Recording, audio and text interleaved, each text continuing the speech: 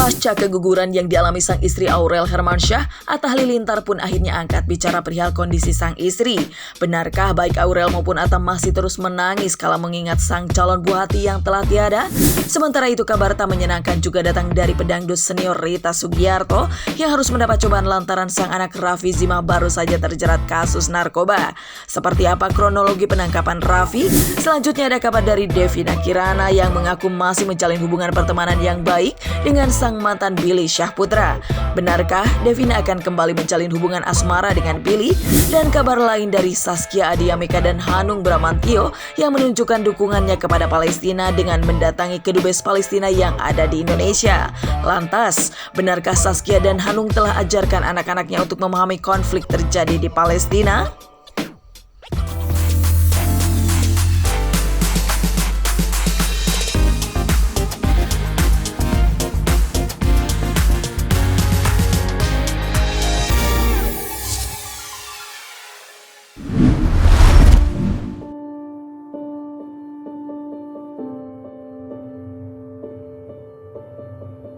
Dan udah cek darah segala macem.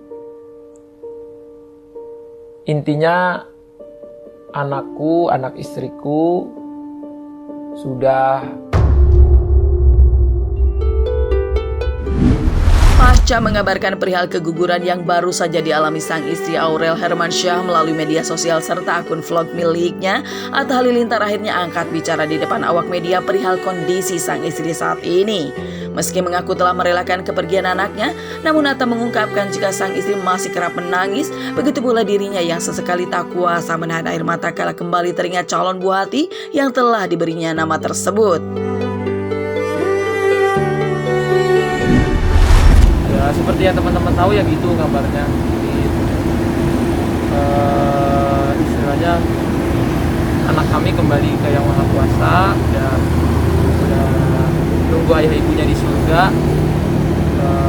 Semoga jadi penolong ibu ayahnya lah di akhirat. Itu hiburan buat kami. Kalau pencapaian sih sebenarnya kita nggak ada gimana-gimana ya. Cuman memang juga waktu itu kan bed rest, istirahat di hotel-hotel, bed rest juga, jadi nggak ada kayak gimana-gimana, cuman lemes banget, sakit segala macam.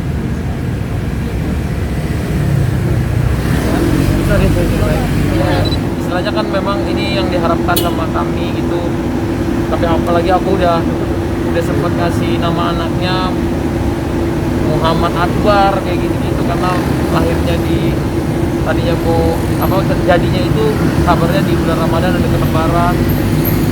Tapi ya begitu. Sebenarnya tanda-tandanya kan kita udah banyak lah ngelihat tanda-tanda, tapi kan kita nggak mau berprasangka buruk dulu gitu. Ini bakal kayak gini, bakal gini. Tanda-tandanya tuh udah banyak mengarah ke dia harus berpulang. Tapi aku tetap optimis. Jadi sampai kita ngelihat ke dokter sampai 100% hasilnya negatif atau gimana baru kita mau ngomong. Jadi kemarin lah kita baru mau ngomong. Iya, istriku adalah perempuan yang kuat, benar. Istriku perempuan yang sangat-sangat kuat.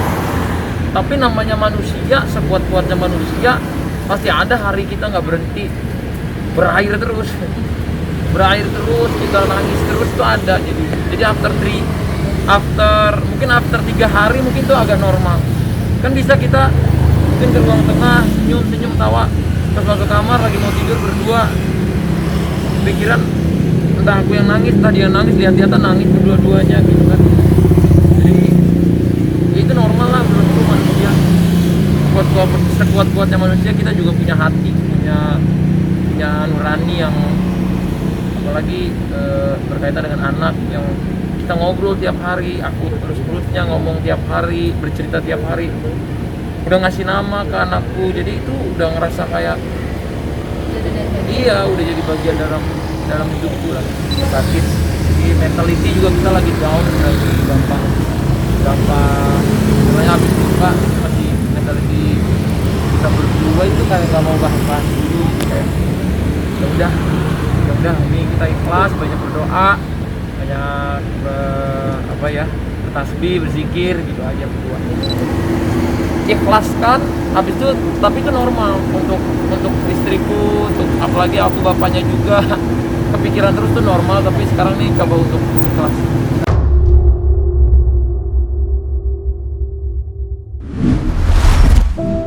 Sempat mengungkapkan kekecewaannya di media sosial terhadap asumsi publik terkait penyebab Aurel mengalami keguguran, salah satunya terlalu cepat mempublikasikan kehamilan Aurel ataupun kembali menegaskan jika meninggalnya calon buah hatinya sudah menjadi ketetapan Sang Maha Kuasa, ataupun berharap publik bisa lebih berempati terhadap dirinya dan Aurel yang kini sedang dirundung duka, dengan cukup mendoakannya tanpa perlu berasumsi yang macam-macam. Udah sih, udah aku tangkepin ya di Instagram, maksudnya gimana ya, memang hidup banyak orang bilang hidup public figure ya harus siap di komentar, koreksi di iya, tapi memang kan memang boleh semua orang berkomentar, semua orang ngobrol, semua orang ngomong apa aja boleh, tapi jangan sampai lost empathy juga. Jadi empathy itu kan kita human, even orang yang jahat sama kita, kalau dia kenapa-kenapa kita juga kasihan. Apalagi kita nggak pernah mau jahat sama orang gitu loh. Kenapa kamu masih soto ini hidup orang, kenapa kamu masih ganggu hidup orang gitu. Mungkin saya laki-laki lebih kuat, tapi kalau perempuan emang bisa sekuat laki-laki gitu kan. Jadi nggak kayak gitu juga, karena dulu kan yang memaksa kita mengumumkan, ngasih tahu kabar segala macam dari netizen juga gitu. Iya, karena memang dulu banyak banget fitnahnya. Ini Atta buru-buru nikah gara-gara hamil luar nikah, hamil ini, begini ya beritanya. Akhirnya kita kasih tahu ini masih negatif ya. Sempet tuh saya bikin cerita gitu, ini masih negatif. Jadi jangan ngomong gitu. Dan orang bilang itu bohong, di fake segala macam. Saya tunjukin ya, alhamdulillah positif. Jadi tanggal segini jadi nggak ada fitnah yang terus menyusup. Hamil luar nikah itu kan berat loh. Dibilangin hamil luar nikah tuh menurutku itu berat banget buat aku. Buat aku pribadi sama dia berat banget. Apalagi aku memang menjaga, kayak nggak ada itu tanggung jawabnya. Maksudnya aku punya prinsip nggak boleh hamil orang luar nikah. Jadi itu sakit banget. Tapi setelah diumumin sekarang udah kayak gini, kayak gimana, kayak ya semuanya udah terjadi, ya jangan masih ngomongin juga gitu, jangan masih mengkait-kaitkan karena ini, karena itu, karena ini, salahnya di inilah, di itu, aduh udahlah gitu. Jadi give some space di apa ya, memanusiakan manusia lah. Masa di saat begini aja masih di sosmednya masih diomong-omongin terus, dia masih diomong-omongin karena itu, karena gue kayak nggak ada ininya gitu, kayak nggak ada akhlaknya. Padahal kan kita masyarakat Indonesia terkenal yang masyarakat yang santun, di luar tuh kayak gitu, saling menolong, peduli sama orang, peduli sama Palestina, peduli sama humanity di mana-mana. Tapi ini bukan rakyat Indonesia yang kayak gitu. Jadi menurutku mohon tenggang rasanya, mohon sekarang mungkin tidak, nantilah lanjutin lagi, sekarang biarin dulu lah, tenang dulu, kalem dulu. Jadi mohon berikan doa aja gitu.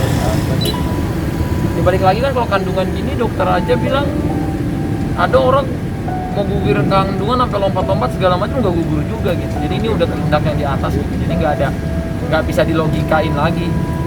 Mungkin memang pertamanya agak lemah atau gimana. Ya, intinya ini nggak ada logikanya lah. Jadi kalau Allah mau anak kami sekarang bersama di akhirat, menjadi syafaat di akhirat, ya mungkin itulah.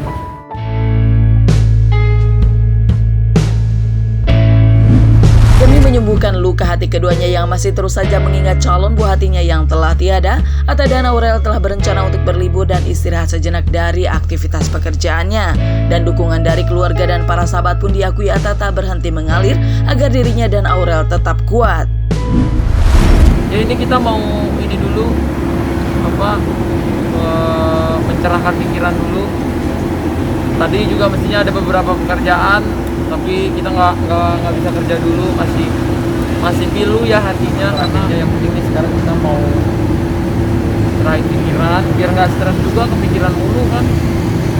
Kalau ngobrol berdua kan masih suka nangis ya udah nih kita mau happy aja nih, lepaskan semua pekerjaan. Terus sempat terucap juga sama istri apa kita keluar kota dulu, apa keluar kemana dulu gitu biar nggak ini terus kan. Kalau ditanyain juga kan puyeng, ditanyain temen aja dia teringat terus, jadi belum masih traumatiknya masih ada lah. Ada yang udah kontrak harus dikerjain apa story apa karena itu namanya kita kerjanya salah satunya di sosial media, jadi ada kewajiban yang berkaitan kontrak sama brand-brand. Cuman alhamdulillah banyak brand yang mengerti, kami nggak bisa dulu ya, masih cari undangan TV juga belum sampai sekarang, jadi maunya biar sampai lega dulu, istriku sehat normal dulu, kembali berkegiatan, insya Allah diganti yang lebih baik. Sabar, harus menunggu 2 bulan karena memang kita ngikutin banget lah kata dokter juga. Dokter ini begini ya lah, yang penting istri saya sehat dok, gimana pun itu mau istri saya sehat. Gak usah mikirin yang ini mikirin itu, kadang-kadang kalau terlalu kepikiran kan sakit juga ya. Semua memberikan dukungan, memberikan doa dan menguatkan kami semua dengan doa, dengan telepon, dukungan. Malah kalau mamaku ada yang manggil ustadz, doa bersama di sana. Malam-malam nelfon, sampai aku udah tidur aja masih nelfon, mau doain segala macam supaya stress healing ya. Udah sama pimpin juga biar biasa. Dan doanya ya aku kontak-kontakan sama mamaku. Aku paling banyak sama Mimi juga, tapi kalau Mimi lebih ke Aurelnya lah. Jadi dia kontak-kontakan terus. Nah, yang terpenting kan kekuatan dari orang-orang terdekat. Tadi juga Oli mau ngomong sama teman-teman waktu udah rame di sini, belum bisa ngomong sekarang. Mungkin nanti tadi bilang apa malam, apa besok. Sekarang pengen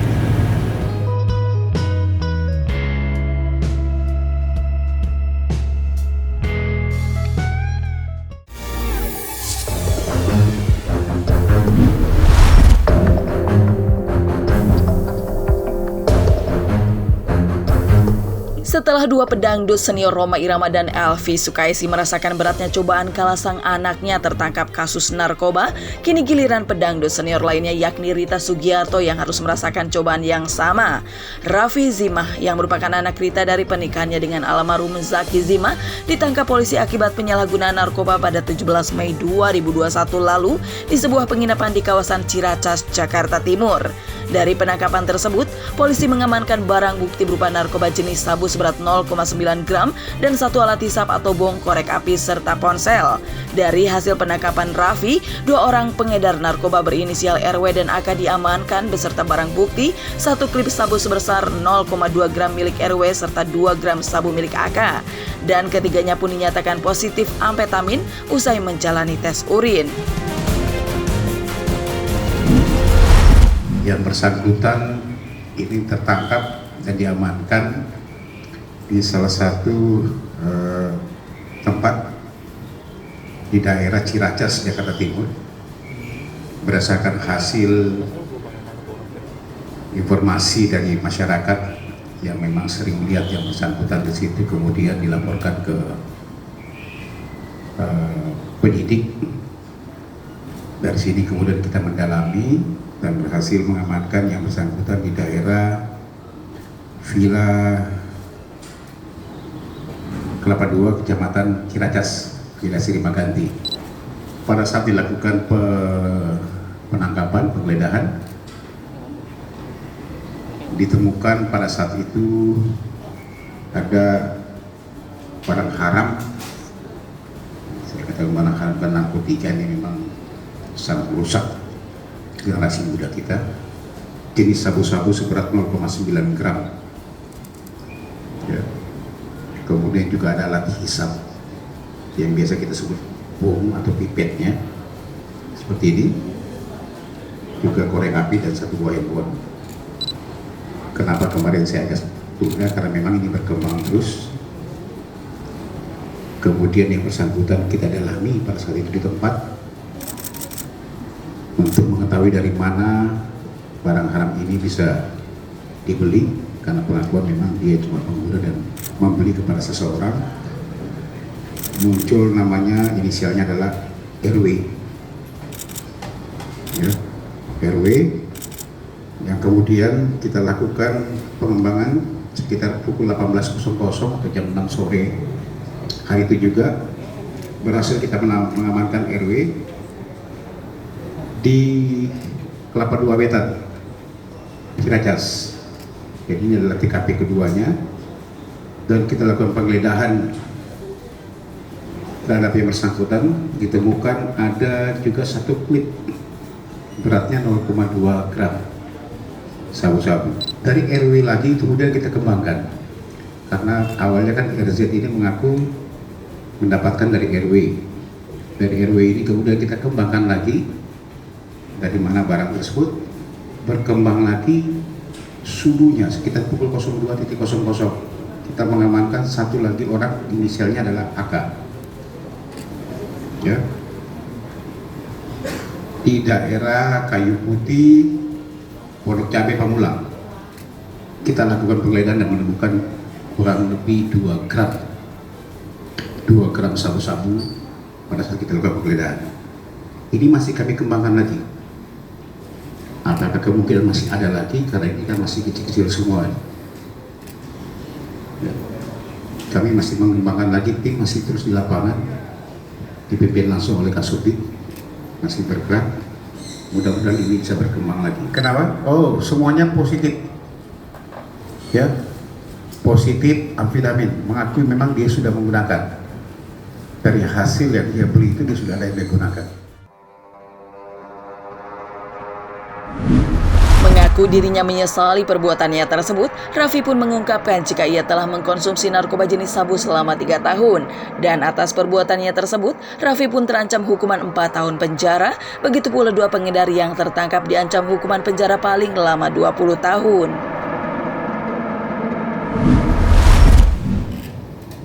Saya menyesal, udah lama, udah sekitar 3 tahun mencoba ini, coba awalnya coba. Semuanya sama, pasti karena pergaulan ya. Ketiga orang tersebut ini kita persangkakan di undang-undang sesuai dengan perannya. Yang pertama adalah RZ, ini adalah pengguna di pasal 127 ayat 1 ya, di undang-undang narkotika, ancamannya 4 tahun. Sementara 2 orang pengedarnya ini kita ancam dengan pasal 114 yaitu pasal 112 Undang-Undang RI nomor 35 tentang narkotika. Ancamannya paling lama adalah 20 tahun penjara. Jadi kami tidak akan berhenti sampai di sini saja. Kami masih terus akan mendalami terus. Sudah sering saya sampaikan juga bahwa kami tidak akan pernah segan-segan untuk melakukan penindakan apapun bentuknya terhadap para pengedar-pengedar narkotika yang merusak generasi bangsa kita. Ini akan terus kita gelorakan, dan masyarakat pun masih banyak mendukung memang, bahwa kita akui narkotika ini merusak, apalagi yang dia susura dan sisir adalah anak yang masih produktif, seperti yang kita ketahui saudara RZ ini masih umur 27 tahun.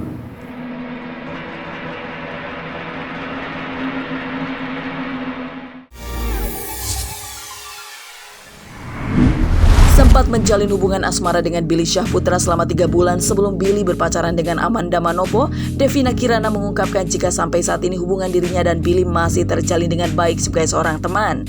Bahkan Devina mengaku jika dirinya masih nyaman untuk berada di dekat Billy lantaran kebaikan serta ilmu yang diberikan oleh mantan kekasihnya tersebut. Dan Devina pun mengungkapkan perihal kebaikan Billy yang pernah mengirimkan makanan untuknya saat di lokasi syuting. Sempet waktu itu blok, terus aku sempet unfollow. Bukan aku yang unfollow sih, nggak sengaja ke unfollow. Terus tiba-tiba ini nanya kenapa dia unlock, enggak kok aku nggak tahu. Terus tiba-tiba ya udah aku cek lagi. Terus sekarang maksudnya baik-baik aja sih, kita emang kalau dari dulu nggak pernah berantem apapun, udah teman baik aja. Terus juga sih karena kan waktunya juga apa emang udah susah, dia juga emang sibuk sama ya dunia dia di acara talk show dia, jadi emang udah jarang sih, paling komunikasi kayak nanya kabar aja. Nyaman banget, aku banyak belajar dari dia. Awalnya kan aku masih kayak kaku, apalagi di dunia sinetron sama kayak lawak kayak gitu kan, aku nggak tahu harus kayak gimana talk show kayak gitu, tapi dia banyak ngajarin aku. Ya maksudnya banyak artinya sih sama dia, maksudnya banyak banget ngajarin semua. Apa ya, dia tuh bisa semuanya, bisa bikin semua orang bahagia gitu sih. Kebaikannya sih kirim makanan. Gitu. Ngirimin apa sih? Banyak banget. Kalau makanan tuh ngirim makanan bukan untuk diri aku aja, tapi dia mikirin orang sekeliling aku. Itu yang maksudnya aku salut. Ada nggak banyak orang seperti itu loh, tapi dia masih seperti itu, masih care sama orang dan bener-bener humble banget sampai mikirin orang yang dia nggak kenal. Itu nggak ada orang kayak gitu. Kirim ke Kadang suka kirim kayak gitu. Banyak kadang sate, kadang kita suka makanan Indonesian food ya kan, jadi sukanya jadi kirimin. Karena kan kita dulu sering makan bareng, jadi tahu sih aku suka dia apa. Jadi kita semua dimakan, suka apa aja. Mengetahui adanya kedekatan asmara Billy dan Memes Prameswari yang sedang ramai diperbincangkan, Devina mengungkapkan jika dirinya mendukung siapapun perempuan pilihan sang mantan kekasih. Namun saat disinggung perihal kemungkinan dirinya akan kembali menjalin hubungan asmara dengan Billy, lantaran hingga saat ini Billy masih belum menyatakan siapa kekasihnya, Devina pun tampak tak berani berandai-andai dengan hal tersebut. Tapi kelihatannya di TV kayak beneran sih. Karena menurut aku Billy kalau udah suka sama cewek kan kayak gitu, bucin. Iya, kalau emang Billy kan orangnya mungkin dia masih mencari siapa yang cocok, kayak kan namanya juga laki-laki kan harus mencari siapa yang pas untuk teman hidupnya. Ya aku dukung aja, siapa tahu dia dapetin perempuan yang lebih baik, yang pilihan dia, jadi doain yang terbaik aja buat dia. Ya nggak tahu lah. Kita doain aja siapa nanti jodoh aku. Ya diaminin aja. Kita nggak tahu kan jodoh sama siapa, Tuhan yang ngatur. Yang penting kan sekarang ya udah berjalan waktu aja.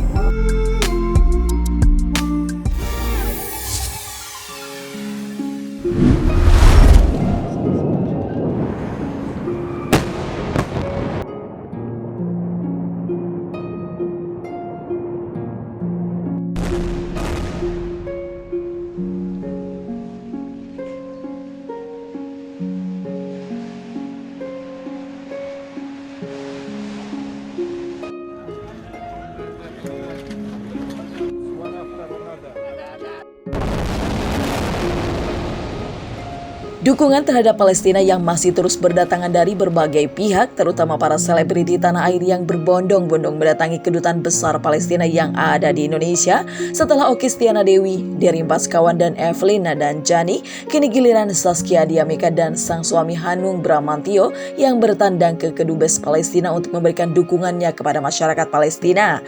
Bahkan Zaskia dan Hanung yang mengaku jarang keluar rumah sejak pandemi COVID-19 melanda, rela untuk menyempatkan diri mendatangi Kedubes Palestina demi menunjukkan kesungguhannya dalam mendukung Palestina.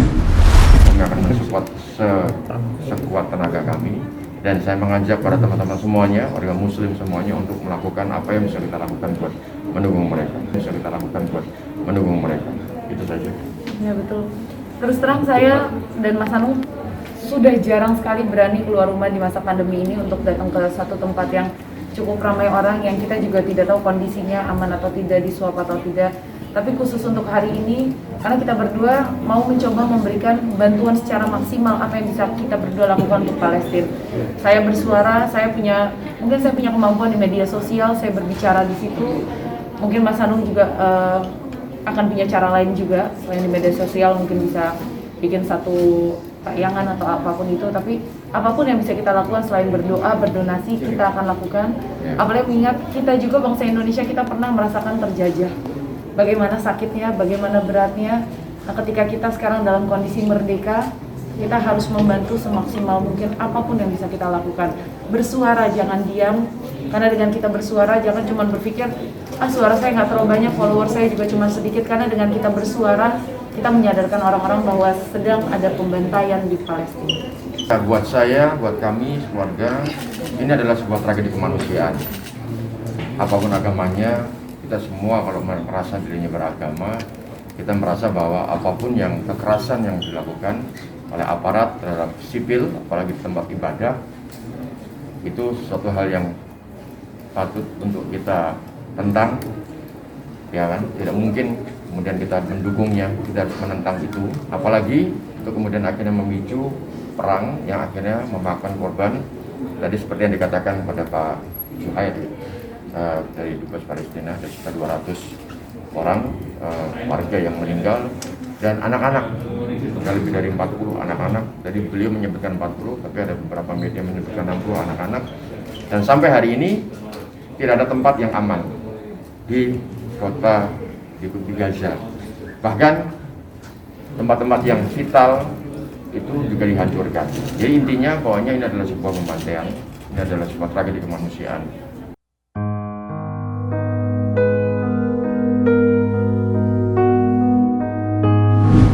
Memiliki impian bisa mengunjungi Masjidil Aqsa di Palestina yang merupakan salah satu sejarah penting dalam Islam, Hanung mengaku jika dirinya semakin merasakan kesedihan yang mendalam lantaran keterbatasannya dalam membantu Palestina. Sementara itu, meski mengaku tak sanggup menyaksikan pemberitaan perihal kekejaman tentara Zionis Israel, namun sebagai bentuk dukungannya terhadap Palestina, Saskia akan terus berusaha menyiarkan peristiwa yang dialami Palestina demi membuka mata dan hati banyak orang untuk berempati membantu Palestina. Bayangan sholat di masjid di Al-Aqsa, dan itu sebenarnya sudah cita-cita saya, karena di situ kan saya pengen melihat secara langsung seperti apa. Kan itu kan disebut sebagai negeri para nabi kan, jadi juga ada berbagai macam agama juga di situ. Jadi saya pengen melihat sejarah, saya penyuka sejarah. Jadi sejarah Al-Aqsa, kiblat pertama, kemudian sejarah umat Kristiani juga ada di situ, sejarah juga umat Yahudi juga di situ. Saya kepengen ke sana karena saya memang merasa pengen melihat secara langsung bagaimana negeri para nabi itu ada di sana. Merasa penyuka sejarah, tapi melihat situasi yang seperti ini juga saya sedih banget. Artinya apa yang bisa saya lakukan, saya pengen saya lakukan. Cuma saya punya keterbatasan. Ya. Jadi yang bisa kita lakukan ya pertama menggalang dana itu pasti ya kan, apa yang kita punya insya Allah kita akan berikan, gitu kan. Tapi selebihnya ya saya hanya mengajak teman-teman semuanya, udahlah yuk ini saatnya, karena diam adalah sebuah kejahatan sekarang. 2 hari pertama saya masih sanggup melihat semua berita, video, foto, tapi udah makin kesini kita aja yang jauh sudah di titik aku pribadi udah di titik nggak kuat untuk melihat semua foto dan video, tapi saya tetap harus membuka mata, tetap harus melihat, tetap harus menyuarakan. Rasanya itu kadang-kadang mau nge-repost aja berat banget karena videonya, fotonya itu terlalu sakit untuk dibagikan. Tapi ya orang-orang di luar sana harus melihat kekejian yang dilakukan oleh Israel gitu. Kita harus lihat apa yang mereka lakukan gitu. Jadi ya tetap membuka mata, melihat berita, tapi mungkin kalau untuk men-share video yang buat saya juga terlalu berat, saya nggak sanggup untuk membagikan. Karena nggak ada titik manapun, tadi yang saya tanya, mungkin kan ketika lagi ada satu tempat konflik, biasanya ada satu titik buat berlindung, supaya aman kita bisa ke daerah tersebut. Tapi di Palestina tidak ada satu daerah pun yang bisa dijamin aman bahwa di situ tidak akan diserang oleh Israel. Jadi mereka benar-benar tidak punya tempat berlindung.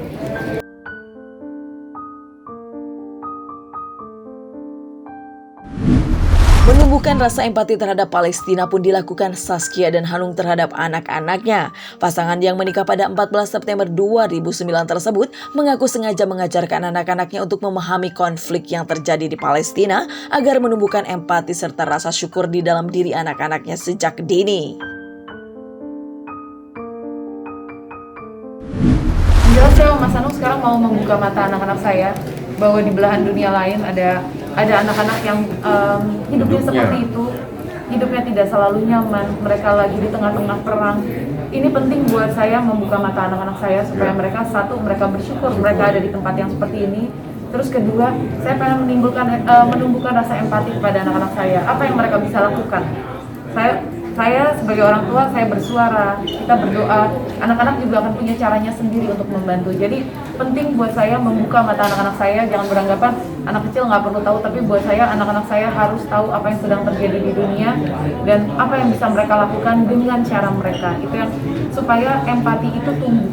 Anak-anak Indonesia harus punya rasa empati yang tinggi karena kita tinggal di negara yang sangat beragam. Jadi mereka harus ada perasaan itu sejak kecil. Itu tugas kita sebagai orang tua, menumbuhkan empati pada anak-anak. Juga menyadarkan bahwa kita hidup di Indonesia dengan sebuah pernyataan yang sangat luar biasa bahwa kemerdekaan ialah hak segala bangsa. Kemerdekaan adalah hak segala bangsa. Jadi bukan hanya kemerdekaan adalah hak Indonesia, tapi hak segala bangsa. Artinya kalau kita sudah meyakini bahwa itu adalah menjadi undang-undang dasar negara Indonesia, saya bersama anak saya, bersama keluarga dan masyarakat semua yang ada di Indonesia, kita harus mewujudkan kemerdekaan bersama-sama. Karena itu makanya ini penting saya suarakan, saya ajarkan kepada anak saya ingatkan, kamu orang Indonesia, Indonesia itu punya undang-undang dasar yang mengatakan bahwa kemerdekaan adalah hak segala bangsa. Itu aja. Setidaknya menyadarkan bahwa kemerdekaan, kebebasan itu adalah sebuah anugerah. Itu saja sebetulnya. Tidak perlu harus kita melakukan provokasi, oh di sana adalah orang kafir, ini adalah orang saudara kita. Tidak perlu seperti itu, gitu kalau saya. Tapi adalah manusia dengan manusia yang lain saling menyakiti. Tiba-tiba rumah kamu didatangin orang, tadinya mau numpang sebentar, akhirnya kemudian merampas dengan menguasai rumah kamu, apa yang harus kamu lakukan? Dan apalagi perampasan itu menggunakan kekerasan. Kalau saya, itu yang saya tekankan, gitu loh. Jadi kemerdekaan, kebebasan, semua milik hak umat manusia, termasuk anak-anak saya, termasuk anak-anak yang ada di Palestina.